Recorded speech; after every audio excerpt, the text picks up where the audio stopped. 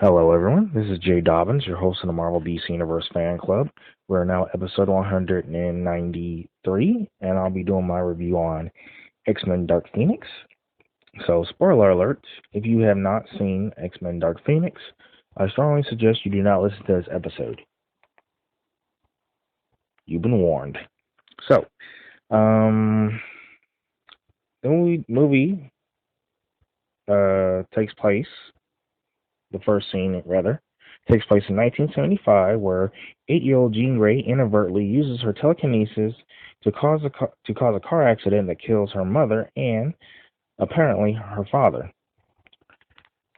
Shortly afterwards, Professor Charles Xavier takes her to the Xavier School for the Gifted Youngsters, where he mentally blocks the accident from her memories and helps her hone her psychic abilities. In 1992, 9 years after the worldwide devastation caused by Sabah Nur, the X-Men respond to a distress signal from the space shuttle Endeavour, which is critically damaged by a solar flare-like energy. While the X-Men save all the astronauts, Jean is stranded and is struck by the energy which she absorbs into her body to save the X-Men's aircraft from destruction. Jean survives the event, and her psychic powers are greatly amplified as a result. At the time, the mental block placed by Xavier is destroyed. Sorry, at the same time, the mental block placed by Xavier is destroyed, and she accidentally attacks the mutants celebrating at Xavier School after a mental breakdown. She later travels to her childhood hometown of Red Hook, New York, after discovering that her father is still alive. The X-Men attempt to take Jean home, but injures Peter Maximoff and accidentally kills Raven Darkholme, well, Mystique rather, and several police officers before flying away. So Jean travels to the mutant refuge camp of Genosha to seek assistance from Eric Lehnsherr, also known as Magneto, in controlling her powers, but is turned away by Eric after she engages in um, combat with U.S. military forces tasked with her arrest. Jean meets Volk, the leader of the shape-shifting alien race known as the Dabari, who explains to her that she has been possessed by a force of cosmic power which wiped out the Dabari home planet years ago. The power had consumed all those it came across until it encountered Jean. Meanwhile, Hank McCoy, also known as Beast, who feels betrayed by Xavier's manipulation of Jean's memories, allies with Eric and the mutant refugees in an attempt to put Jean down in New York City. Upon learning of Eric's plan to kill Jean, the X-Men confront him and his faction in New York City. During the fight, most of the mutants end up being disabled as they battle. Eric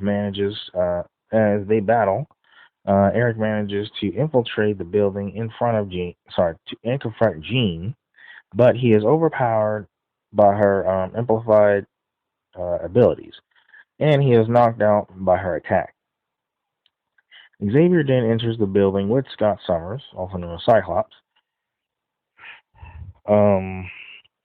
So Jean attacks them until Xavier convinces her to read his memories, allowing her personality to resurface.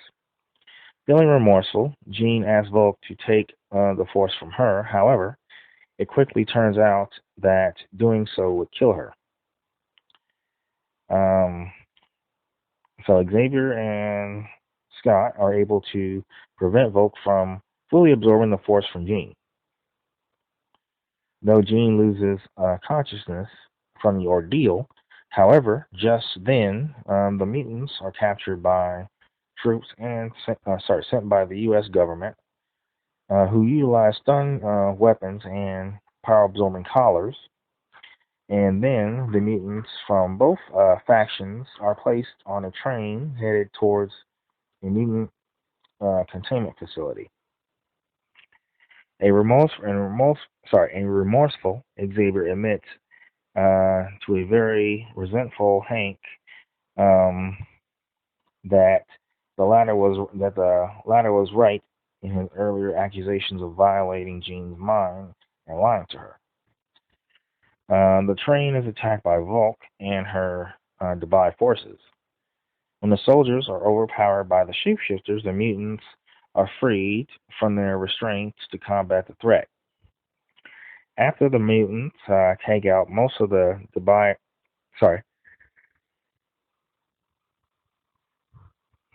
attackers, sorry, I had the yarn. Volk arrives and heads for Jean, defeating each mutant that attempts to stop her, of course. But meanwhile, Xavier confers with Jean within his mind, allowing Jean's personality to gain control of of the force within her. After forgiving Xavier, Jean saves the mutants from Vuk's attack, and the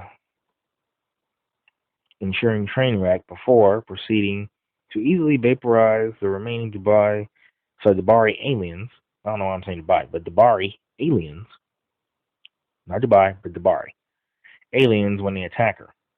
So Vuk once again attempts to drain Jean of the force, but Jean takes Vuk into outer space and retakes the power that the Debari had stolen earlier.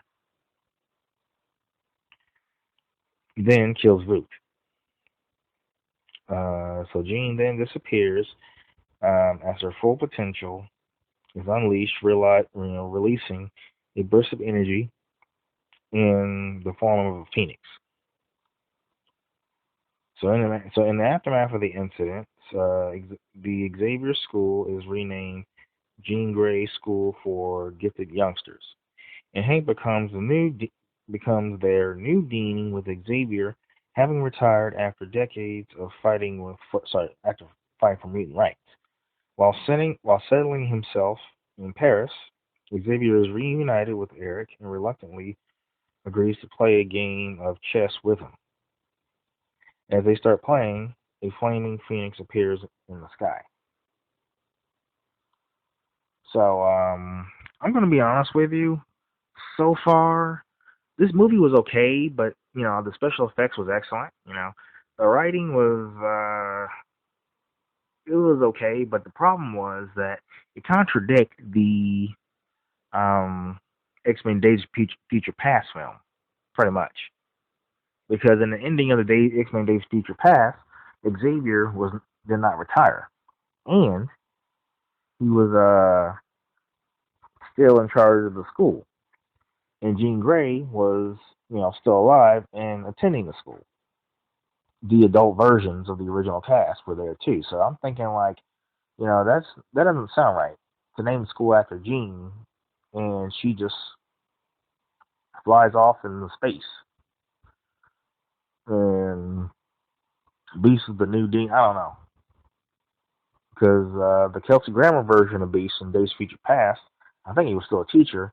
And I think that Professor Xavier, Patrick Stewart version, was in charge of the school. So I'm thinking like, okay, that movie pretty much, the ending pretty much did contradict the Days of Future Past film pretty much.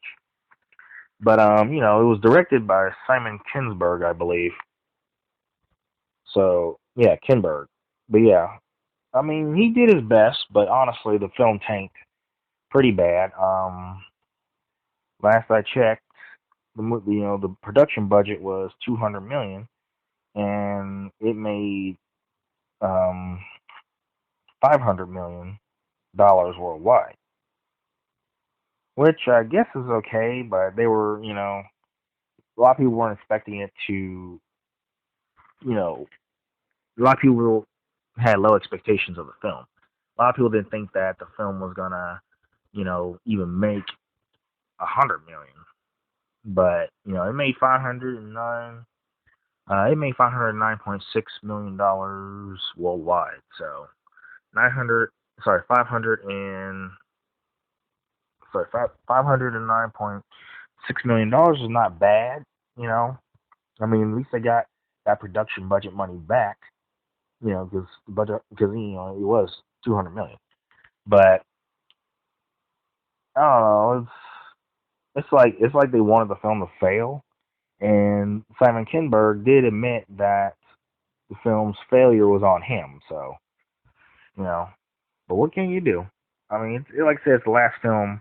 It's the last Marvel film from Fox anyway. So, but I might buy that on iTunes. Maybe I'm not really sure. Maybe. But honestly, if I had to choose between X-Men Last Stand and X-Men Dark Phoenix, I'd rather watch X-Men Dark Phoenix because you know X-Men Last Stand was trash. So, but the writing was okay. I think they could have done more with it. They could have made a longer film. They could have done some after credits, pretty much. They could have done that. Yeah, like the ending contradicted the ending in X-Men Days Future Past. So that was like the main problem I have with that film. But the special effects were excellent. But like I said, they gave it their all. That's all I could say. So the movie was okay. I gave it a 69 out of 70. So I'm just being real about it. It's a C, like a D, pretty much. But they tried their best. So that's all I could say. Um, but yeah, that concludes this review. Feel free to visit us and like us on Facebook. We're available on iTunes, Google Play Music app, Spotify, and of course YouTube.